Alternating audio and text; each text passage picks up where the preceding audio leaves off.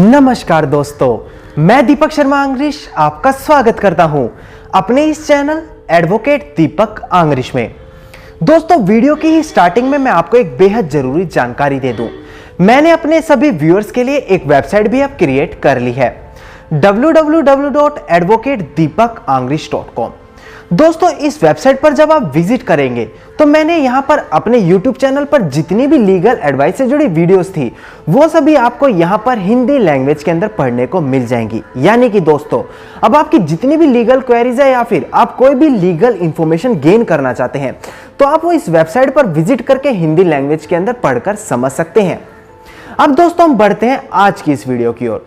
दोस्तों, हमने ऐसा अक्सर देखा है जब किसी भी महिला या फिर पुरुष के बीच किसी भी बात को लेकर झगड़ा होता है, या फिर अगर हम यहाँ पर झगड़ा ना कहें तो महिला जब कभी भी किसी भी पुरुष पर कोई गलत इल्जाम लगाती है तो उनमें से सेक्शन 354 आईपीसी जरूर होता है। अब दोस्तों, सेक्शन 354 आईपीसी होता क्या है? दोस्तों, यहाँ पर महिला जो है किसी भी पुरुष पर झूठी छेड़खानी के आरोप लगा देती है, यानी कि वो महिला पुरुष पर छेड़खानी का आरोप लगा देती है, जो ज्यादातर मामलों में आज के समय में गलत ही होते हैं। तो दोस्तों, आज की इस वीडियो के अंदर मैं यही बात करूंगा कि अगर यहां पर कोई महिला किसी भी पुरुष पर झूठा छेड़खानी का आरोप लगा दे तो उस वक्त वो पुरुष करे क्या, क्योंकि अगर वो वहां पर ये स्टेप नहीं लेगा जो मैं आज आपको वीडियो के अंदर बताऊंगा तो उसे बाद में बहुत सारी परेशानियां भी देखने को मिल सकती है। इसके अलावा दोस्तों, अगर यहां पर कोई महिला पुरुष पर कुछ इस तरह के इल्जाम भी लगा देती है तो पुरुष उस स्थिति में वो केस कैसे जीते, मैं ये भी आज आपको इस वीडियो के अंदर बताऊंगा। दोस्तों, मैं यहां पर हर जगह महिलाओं को ही गलत नहीं ठहरा सकता। ऐसी बहुत सी जगह होती है जहां पर पुरुष भी गलत होते हैं, जो महिला के साथ जानबूझकर छेड़खानी करते हैं। तो उस स्थिति में एक महिला को क्या करना चाहिए और कौन से कानूनी कदम उठाने चाहिए, इस बात की भी चर्चा मैं आज की इस वीडियो के अंदर करने वाला हूं।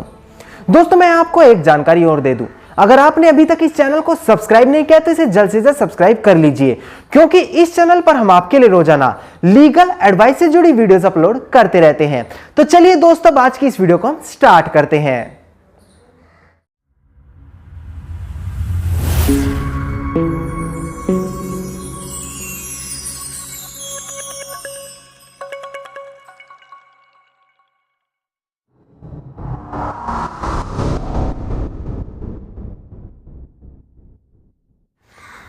अब दोस्तों, वीडियो की स्टार्टिंग में मैं आपको सबसे पहले 354 आईपीसी यानी कि छेड़खानी के जो आरोप में लगने वाले सेक्शन है उसकी परिभाषा एक तरह से बताऊं कि इसके अंदर होता क्या है। दोस्तों, इस सेक्शन के अंदर यानी कि 354 आईपीसी के अंदर किसी भी महिला को अगर कोई पुरुष यहां पर मानसिक या फिर शारीरिक पीड़ा पहुंचाता है तो वो इसके अंदर आ जाता है। अब दोस्तों, यहां पर शारीरिक पीड़ा से मैं आपको बताऊं तो शारीरिक पीड़ा से मेरा यहां पर मतलब है कि आप बिना किसी महिला के यहां पर सहमति लिए उसे गलत आश्रय से छूते हैं या फिर उसके शरीर को किसी भी प्रकार की क्षति पहुंचाते हैं किसी गलत आश्रय से, तो ये सारी चीज यहां पर शारीरिक पीड़ा के अंदर आ जाएगी।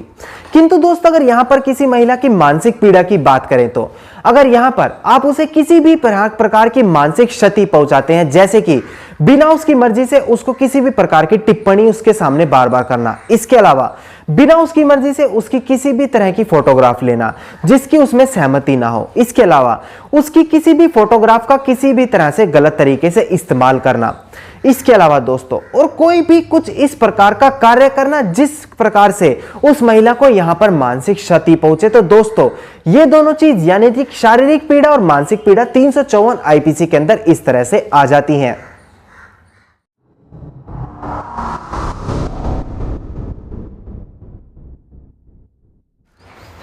अब दोस्तों, वीडियो में हम सबसे मेन टॉपिक की बात कर लेते हैं, जिसके लिए यहां पर ज्यादा व्यूअर्स भी आए होंगे कि अगर कोई महिला यहां पर किसी भी पुरुष पर झूठा छेड़खानी का आरोप लगा दे, यानी कि सेक्शन 354 आईपीसी के तहत यहां पर उसके खिलाफ किसी भी प्रकार की कंप्लेंट करे, तो उस वक्त पुरुष करे क्या? दोस्तों, ये चीज आपको पता होती है कि आपकी यहां पर किसी भी महिला के साथ लड़ाई होने वाली है या फिर हो चुकी है जिसके तहत वो आपको फंसा देने वाली है, तो आपको सबसे पहले जितना हो सके इस स्थिति से खुद को बचाना चाहिए। वो आप दोस्तों कैसे कर सकते हैं वो मैं आपको बताऊंगा। सबसे पहले दोस्तों अगर हो सके तो आप अपना मोबाइल निकालकर उस महिला की वीडियो रिकॉर्डिंग बनाना शुरू कर दें। दोस्तों इससे आपको फायदा यह होगा कि यहां पर आपको पुलिस को और कल को अगर कोर्ट केस होता भी है तो वहां पर आपको स्थिति को समझाने में ज्यादा आसानी होगी। इसके अलावा दोस्तों अगर आपके पास यहां पर फोन नहीं है तो यहां पर जो आपके आसपास के लोग हैं उनसे इस चीज की रिक्वेस्ट कर सकते हैं कि यहां पर जो भी इंसिडेंट हो रहा है आप उसकी वीडियो रिकॉर्डिंग कर ले। इसके अलावा दोस्तों आप यहां पर एक चीज और करें, आप अपने आसपास नजर जरूर डालें। जहां पर दोस्तों हो सकता है यहां पर सीसीटीवी कैमरा लगे हो, आप यहां पर सबसे पहले यही काम करें कि अपने आप को और उस महिला को सीसीटीवी कैमरे के एरिया के अंदर में आ जाए जितना वो कैप्चर कर सकता है। उसके बाद जो जो वो महिला कर रही है उसे करने दे, क्योंकि आप उस वक्त कैमरे की निगरानी में होंगे। इस चीज पर वो यहां पर रिकॉर्डिंग भी कर ली जाएगी, जिसके बाद उस महिला को वहां पर दिक्कतें महसूस होंगी और उसे वो झेलनी भी पड़ेंगी। इसके बाद दोस्तों यहां पर आपको थोड़ी सी समझदारी दिखाने की जरूरत है। अक्सर अगर यहां पर महिला किसी भी पुरुष पर झूठा छेड़खानी का आरोप लगाती है तो उस स्थिति में महिला 2-3 काम जरूर करती है, जैसे कि वो सबसे पहले अपने कपड़े फाड़ लेती है। उसके बाद जिस पुरुष के खिलाफ वो यहां पर झूठा छेड़खानी का आरोप लगा रही है वो उसके भी कपड़े फाड़कर उसके शरीर पर खरोंच के निशान लगाने की कोशिश करती है। तो दोस्तों आपको सबसे पहले यही करना होगा कि जितना हो सके आप रिकॉर्डिंग करें और इसके बाद भी आप जितना हो सके महिला से दूरी बनाए रखें, क्योंकि अगर यहां पर वो एक बार ये चीज कर लेती है तो उसके बाद पुलिस को विवश होकर आपको यहां पर अरेस्ट करना ही होगा। तो जितना यहां पर हो सके आप उस महिला से दूरी बनाए रखें। इसके बाद दोस्तों मान लेते हैं कि महिला ने यहां पर पुलिस को कॉल करके बुला लिया, तो यहां पर आप घबराए नहीं, बल्कि आप भी 100 नंबर पर कॉल करके पुलिस को बुला ले, ताकि आपकी तरफ से जो पुलिस आई है उसके सामने भी आप अपना पक्ष रख के कंप्लेंट उस महिला के खिलाफ कर सके। इसके अलावा दोस्तों यहां पर आप एक छोटी सी चीज और करें जो आपके लिए बहुत ज्यादा हेल्पफुल साबित होगी। आप जितने ज्यादा हो सके अपने हितैषियों को यहां पर उस घटना वाली स्थिति पर जो एरिया है वहां पर बुला ले। इससे आपका प्रभाव पुलिस की तरफ बहुत ज्यादा पड़ेगा और वो सभी लोग यहां पर एविडेंस के तौर पर आपके साथ खड़े रहेंगे, जो कल को कोर्ट केस में भी आपके लिए बहुत ज्यादा मददगार साबित होने वाला है। तो दोस्तों अगर आपके साथ भी कुछ इसी तरह की स्थिति बन रही है तो आप ये सारे स्टेप उस स्थिति पर उठा सकते हैं। दोस्तों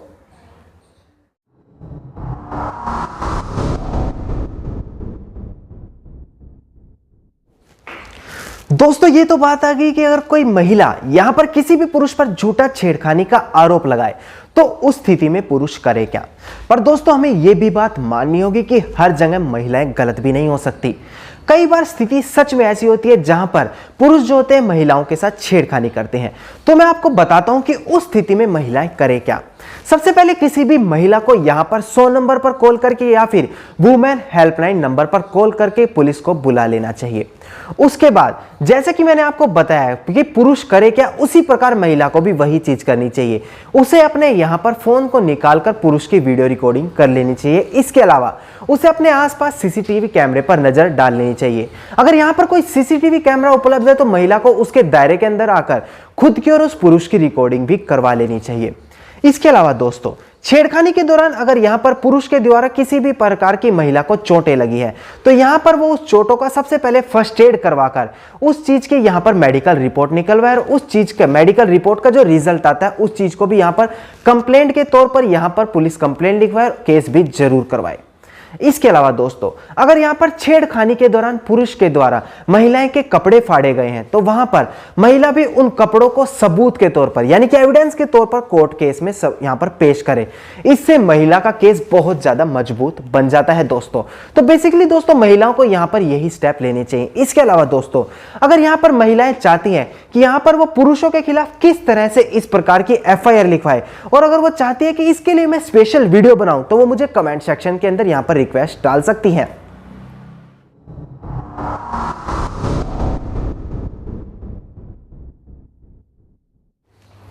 अब दोस्तों वीडियो के आखिर में मैं आपको इसी टॉपिक से जुड़ी कुछ एक दो महत्वपूर्ण जानकारी और दे दूं, जैसे कि अगर यहां पर 354 आईपीसी के तहत केस लगा है तो उस स्थिति में यहां पर खुद को निर्दोष करने की जो जिम्मेदारी आती है वो पूरी तरह से पुरुष पर ही आ जाती है। यानी कि एक महिला यहां पर 354 आईपीसी के तहत क्या करती है, वो कंप्लेंट तो डाल देती है।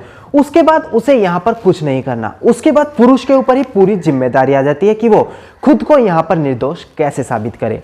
उसके लिए दोस्तों मैंने आपको जैसे कि वीडियो में स्टार्टिंग में ही बता दिया कि आप यहाँ पर वीडियो रिकॉर्डिंग या फिर जो आपके वहां पर उस समय लोग मौजूद थे उनको एविडेंस के तौर पर वहां पर गवाही दिलवाकर इस चीज को निर्दोष पुरुष खुद को साबित करवा सकते हैं। इसके अलावा दोस्तों यहाँ पर पुलिस का क्या रोल होता है वो मैं आपको बताता हूं। यहाँ पर पुलिस का यह रोल होता है कि अगर कोई भी महिला यहाँ पर 354 आईपीसी के तहत यहाँ पर एफआईआर लिखवाती है तो पुलिस को वो एफआईआर लिखनी ही होगी, चाहे वो यहाँ पर एफआईआर गलत हो या फिर सही हो। पुलिस को एफआईआर लिखनी ही पड़ेगी क्योंकि इस चीज की यहाँ पर कोर्ट में बहुत सारी जजमेंट्स है। ये चीज यहाँ पर क्या करती है, पुलिस बाद में अपनी कार्यवाही के दौरान यानी कि इन्वेस्टिगेशन के दौरान इस चीज को साबित कर देती है कि यहाँ पर ये जो कंप्लेंट है वो सच्ची है या झूठी, किंतु वो यहाँ पर एफआईआर लिखने से मना कर ही नहीं सकती। और अगर ऐसा कोई पुलिस ऑफिसर एफआईआर लिखने से मना कर रहा है तो यहाँ पर वो सस्पेंड भी किया जा सकता है, क्योंकि यहाँ पर कोर्ट की स्पेशल जजमेंट है कि पुलिस को यहाँ पर 354 आईपीसी के तहत यहाँ पर जो है एफआईआर लिखनी ही पड़ेगी। अब दोस्तों यहाँ पर कोर्ट कार्यवाही की मैं आपको बात करूं तो यहाँ पर जो निर्दोष और दोषी जो यहाँ पर व्यक्ति ठहराया जाता है वो यहाँ पर गवाहों के दौरान यानी कि एविडेंस के तौर पर ही ठहराया जाता है। महिला यहाँ पर सिंपली तरीके से 354 आईपीसी के तहत किसी भी पुरुष के खिलाफ मुकदमा दायर कर देती है। उसके खिलाफ पुरुष के ऊपर ही पूरी जिम्मेदारी आ जाती है कि वो यहाँ पर खुद को निर्दोष कैसे साबित करे। दोस्तों मैंने जैसे वीडियो के अंदर आपको बताया था कि वो यहाँ पर सीसीटीवी कैमरा की रिकॉर्डिंग निकलवाकर या फिर अगर उसने या फिर किसी और व्यक्ति ने यहाँ पर वीडियो रिकॉर्डिंग निकलवाई है, इसके अलावा अगर उस महिला ने इससे पहले भी किसी और व्यक्ति के खिलाफ इस प्रकार का कोई मुकदमा किया है तो उस चीज का भी यहाँ पर सबूत लिखवाकर कि ये महिला चरित्रहीन है, वो ऐसे आरोप लगाती रहती है। इसके अलावा यहाँ पर जो व्यक्ति उस समय वहां पर घटना पर मौजूद थे उनकी भी गवाही दिलवाकर खुद को यहाँ पर निर्दोष साबित कर सकता है।